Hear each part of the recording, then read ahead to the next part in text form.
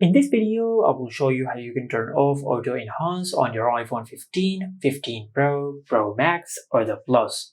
Now to do that, just go to Settings. Now under Settings, just scroll down and tap on Apps. From this app list, just scroll down and look for the Photos app. Now just tap on it.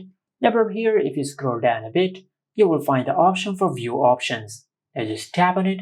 And over here, you will find the option for View Full HDR. Now just disable this toggle. After that, just go back to the main settings page.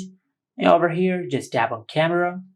And under the camera settings, just scroll down and tap on Photographic Styles. Now, if you select any other option instead of the standard, just swipe to the left side and select the standard option. Now just tap on Use.